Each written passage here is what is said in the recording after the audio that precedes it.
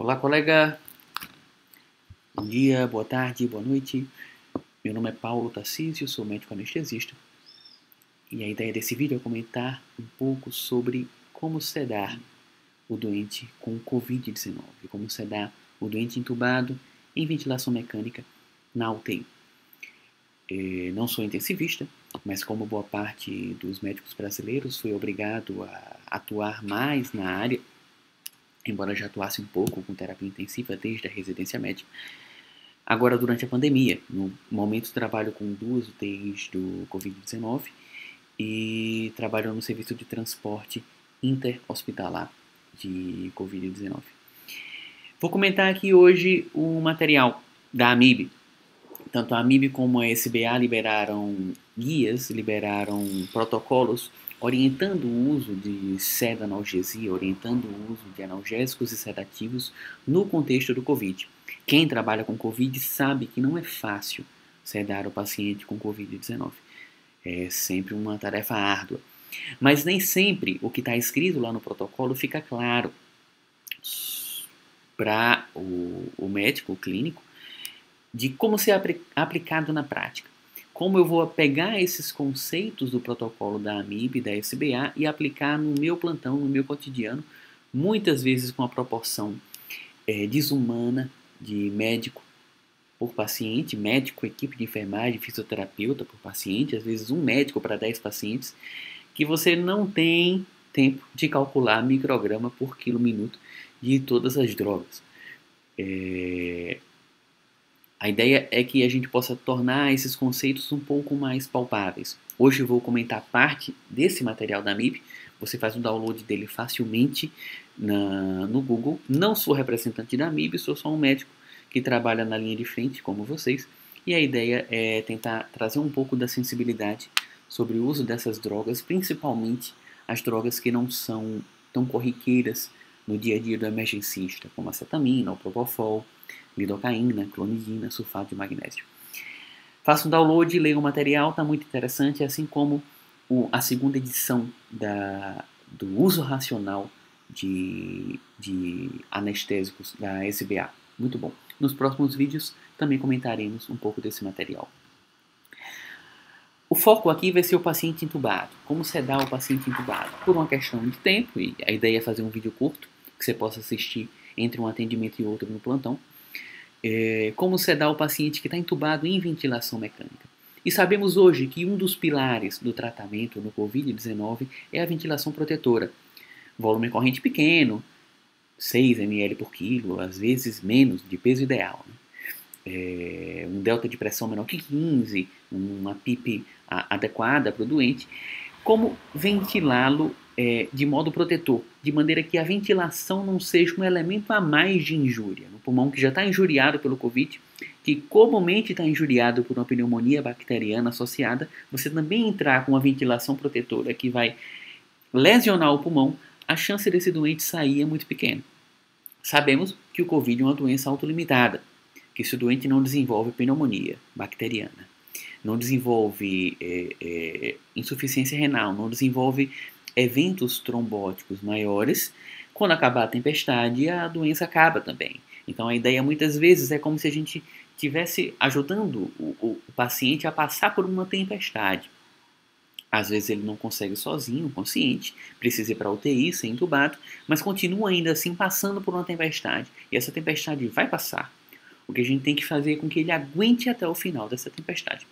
Se a ventilação não for protetora, a chance dele conseguir é muito pequena.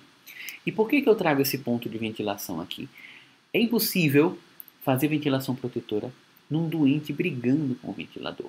Não tem como ventilar o doente com delta de pressão adequado, com volume de corrente pequeno, se ele está brigando com o ventilador. Você não vai conseguir ajustar. E embora haja parte da responsabilidade disso na fisioterapia, que é muitas vezes quem faz os ajustes da ventilação, boa parte, talvez a maior parte dessa responsabilidade é nossa. Fazer com que a analgesia e a sedação do doente esteja adequada até que o doente esteja entregue ao ventilador. E não é uma opção aqui fazer bloqueador neuromuscular para todo mundo.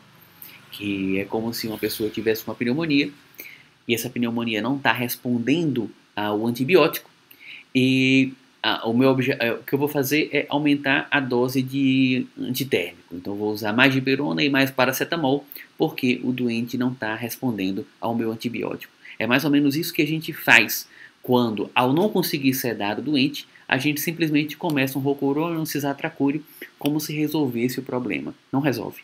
A AMIB vai falar aqui quando eu devo usar bloqueador neuromuscular e por quanto tempo eu devo usar bloqueador neuromuscular. Que são as exceções do tratamento. Às vezes o pessoal pergunta qual é a dose certa de midazolam, qual é a dose certa de propofol, de cetamina, qual é a dose certa de tudo. Existe uma máxima em anestesia que é melhor várias drogas em dose pequena do que uma única droga em dose tóxica.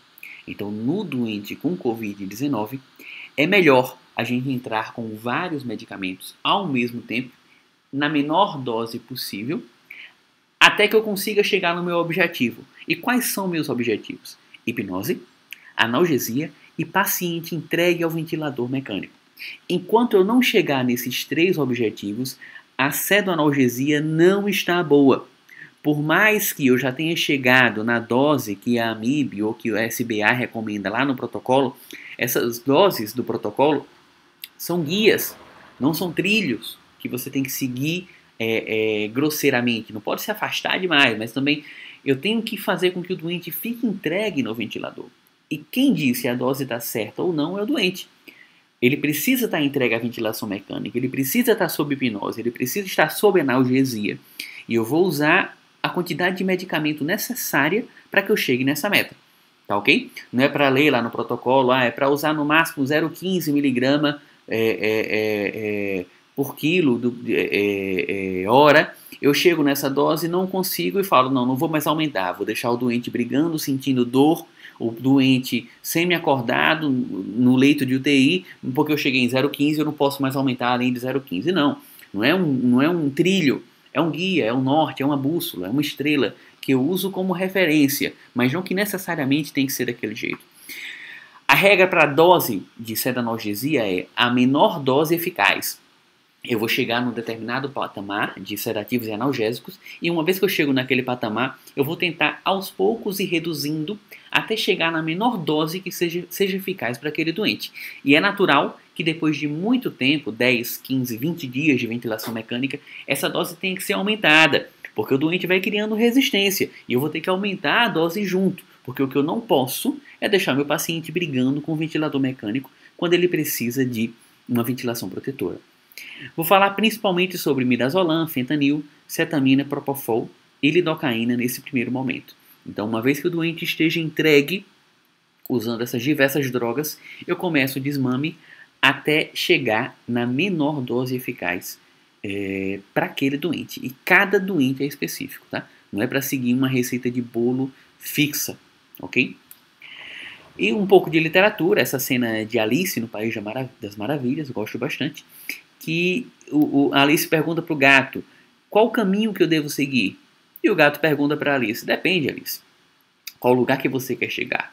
E algo que tem que estar muito claro na nossa mente é que lugar que eu quero chegar na sedação e na analgesia do doente. Quando eu sei que essa sedação está satisfatória, quando eu sei que ela está insatisfatória, quando eu sei que ela está em excesso, que também vai ser deletério para o paciente, quando eu sei que a analgesia está satisfatória para o doente, quais são as ferramentas que eu vou usar para saber se o paciente está bem sedado, mal sedado, se está sob uma boa analgesia ou se a analgesia ainda não está suficiente. Vindo um pouco para o protocolo da AMIB, o gerenciamento da sedação e analgesia do paciente para aliviar a ansiedade e a dor e facilitar a ventilação mecânica é um dos papéis chaves no cuidado do paciente criticamente enfermo. Neste sentido, a primeira regra é tratar a dor antes. A analgesia adequada é um componente essencial no tratamento prevenção da agitação, mesmo antes do uso de sedativos, uma vez que a dor é um dos principais motivos de agitação nestes pacientes e múltiplos são os fatores que desencadeiam dor nesta população. Se a analgesia é bem feita, a sedação é fácil. Se a analgesia é mal feita, pode derramar hipnótico, que o paciente vai continuar brigando com o ventilador. Então não adianta ficar aumentando midazolam e propofol, midazolam e propofol, midazolam e propofol, que são hipnóticos puros, quando o problema do paciente é dor. Eu tenho que aumentar tanto os hipnóticos quanto os analgésicos, porque o paciente pode estar com dor ou pode estar mal sedado. Mas se ele tiver com dor, pode ligar propofol, midazolam, o quanto você quiser, que não vai adiantar. Então, primeiro eu penso na analgesia, depois eu penso na sedação.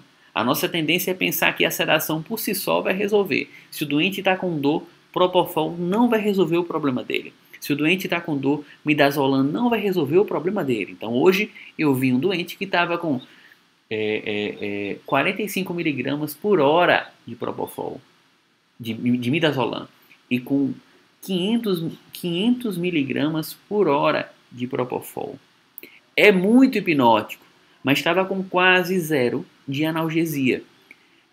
Não vai funcionar. Pode aumentar para 80, 90 miligramas de midazolam, 700, 800 miligramas por hora de propofol, não vai funcionar. Porque se a analgesia não está boa, pode derramar hipnótico, que não vai funcionar. Então primeiro eu penso na analgesia, porque se a analgesia está bem feita, a sedação é fácil. Se a analgesia está mal feita, você vai acabar com o hipnótico inteiro do seu hospital e não vai conseguir fazer com que esse doente fique entregue no ventilador. Como é que eu sei se o paciente está com dor? A gente vai usar duas escalas aqui, uma para dor e uma para analgesia. A escala que eu vou usar para falar de analgesia é a BPS. A AMIB recomenda outra, mas eu uso mais a BPS no meu cotidiano, então eu vou recomendar a BPS aqui, porque é que eu tenho mais familiaridade. Como é que eu sei que o doente está com dor? O que a BPS diz? Como fazer a BPS? Então, a BPS avalia 3 pontos: expressão facial, movimentos dos membros superiores e adaptação ao ventilador. E em cada um desses indicadores, a pontuação vai variar de 1 a 4, onde 1 é a pontuação mínima e 4 a pontuação máxima. Então veja que, assim como a escala de Glasgow, o doente nunca vai ter 0. O menor valor que o doente vai ter é 3. 1 de expressão facial, 1 de movimento dos membros superiores e 1 de adaptação ao ventilador mecânico. E o pior que o doente pode ter é 12. 4 de expressão facial, 4 de movimentos dos membros superiores e 4 de adaptação ao ventilador mecânico. E vamos destrinchar agora cada um dos indicadores. Primeiro, expressão facial. Se a expressão facial do doente está relaxada, a pontuação dele é 1. Se ele está com a sobrancelha parcialmente contraída, ou seja, está franzindo a sobrancelha, ele ganha 2 pontos.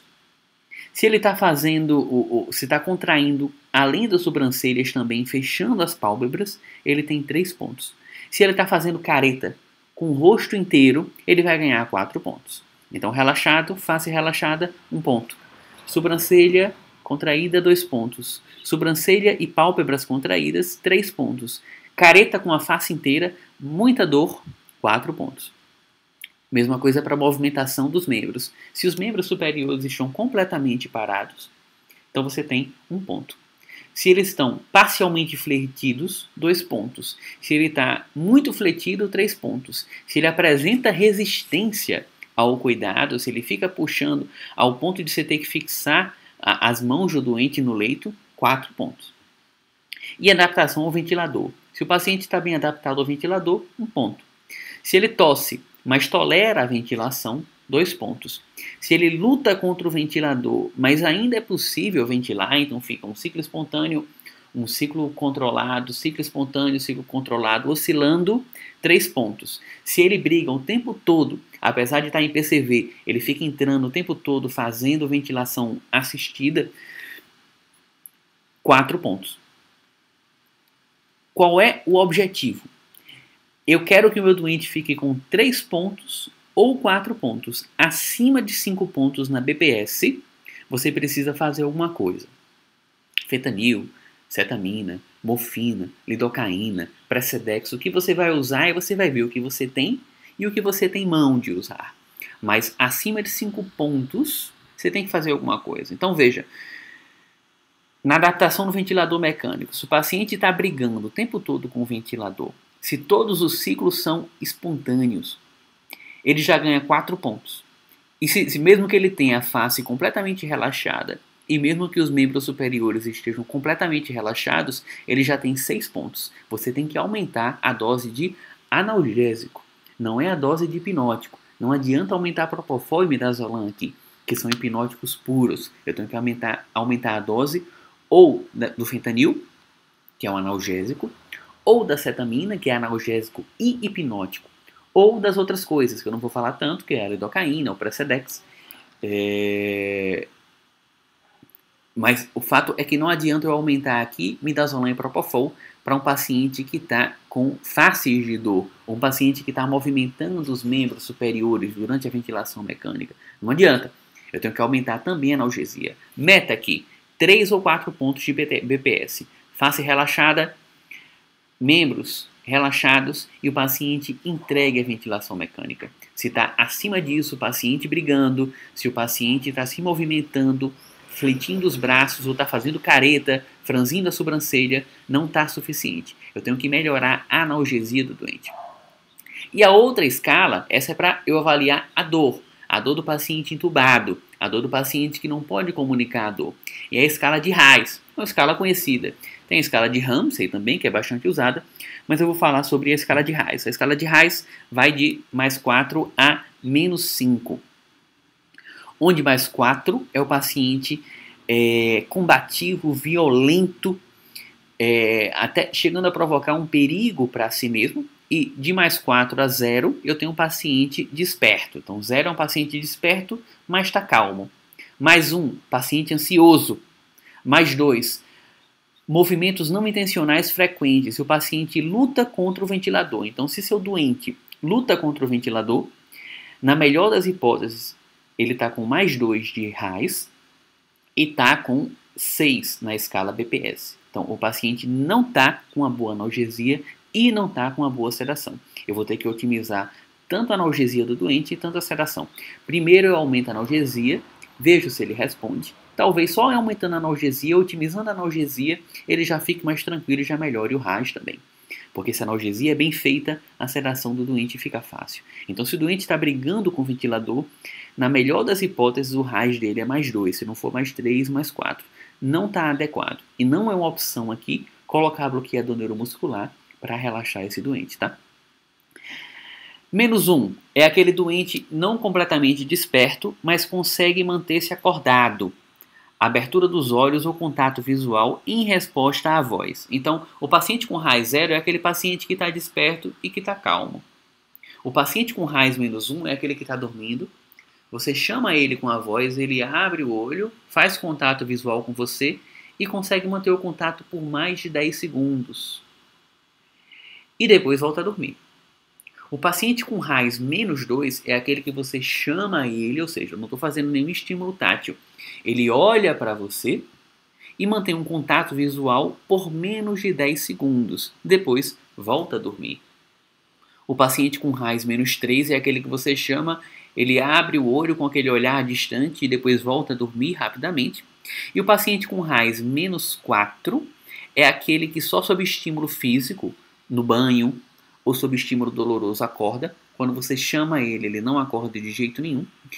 E o RAS -5 é aquele que não acorda de jeito nenhum. Muitas vezes, quando a neurocirurgia quer neuroproteção, às vezes o que eles querem com neuroproteção é um paciente com RAS -5. Mas tem que conversar com o neurocirurgião sobre isso, porque o que ele quer é que o paciente não tussa, por exemplo, quando a via aérea dele for aspirada.